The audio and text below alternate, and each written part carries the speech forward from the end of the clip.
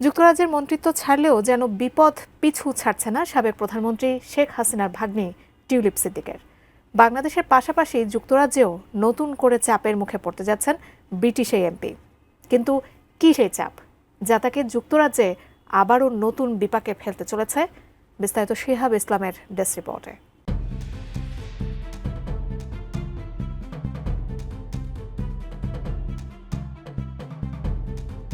জুলাইয়ের অভ্যুত্থানে শেখ হাসিনা সরকার ক্ষমতাচ্যুত হওয়ার পর থেকেই প্রকাশ্যে আসতে শুরু করে তার দলীয় নেতাকর্মী ও ঘনিষ্ঠজনদের থলের বিড়াল। দুর্নীতি, গুম, খুন, মানবতা বিরোধী অপরাধ কোনো কিছুই বাদ যায়নি যা তাদের মাধ্যমে ঘটেনি।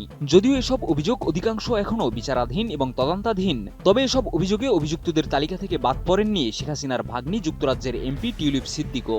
বাংলাদেশের কয়েকটি বড় বড় দুর্নীতির মামলায় উঠে এসেছে তার নাম।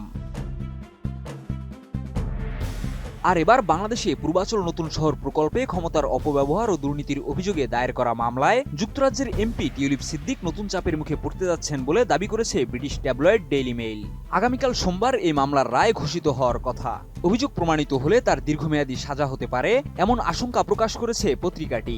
পূর্বাচল প্রকল্পে প্লট বরাদ্দের অনিয়মের অভিযোগে সাবেক প্রধানমন্ত্রী শেখ হাসিনা, তার বোন শেখ রেহেনা এবং হাসিনার ভাগ্নি টিউলিপ সিদ্দিক সহ মোট 17 জনের বিরুদ্ধে এই মামলা হয়। 43 বছর বয়সী টিউলিপ সিদ্দিকের বিরুদ্ধে অভিযোগ, শেখ হাসিনার প্রভাব ব্যবহার করে তার মা, ভাই ও বোনকে প্লট বরাদ্দ পাইয়ে দেন তিনি। কিন্তু এসব অভিযোগ এখনও বিচারের পর্যায়ে এবং সংশ্লিষ্ট কেউ এ বিষয়ে প্রকাশ্যে মন্তব্য করেননি।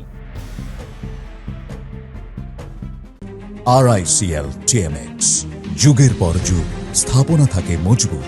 তবে এর আগে রূপপুর পারমাণবিক বিদ্যুৎ কেন্দ্র প্রকল্প থেকে বিপুল অঙ্কের অর্থ আত্মসাতের অভিযোগ নিয়ে টিউলিপের বিরুদ্ধে তদন্ত শুরু হয়েছিল। ওই ঘটনার পরপরই যুক্তরাজ্যের সিটি মিনিস্টারের পদ ছাড়তে বাধ্য হন তিনি। ডেইলি মেইল জানায়, নতুন অভিযোগে টিউলিপ দোষী সাব্যস্ত হলে ব্রিটিশ এমপি পদেও চাপের মুখে পড়তে পারেন। গত বছর রূপপুর প্রকল্প সংক্রান্ত অভিযোগ ওঠার পরও একই চাপের মুখে পড়েছিলেন তিনি, যদিও শেষ পর্যন্ত তিনি তা সামলে নিতে সক্ষম হন।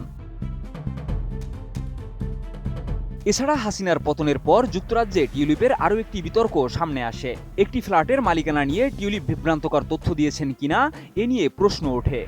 যদিও ব্রিটিশ সরকারের একটি অভ্যন্তরীণ তদন্ত জানায়, সেই ঘটনায় মন্ত্রিত্বের কোনো আচরণবিধি তিনি লঙ্ঘন করেননি।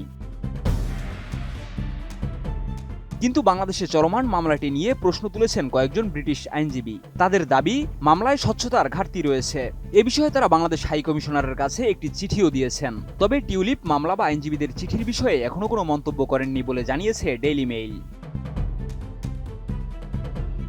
শিহাব ইসলাম, ATN নিউজ।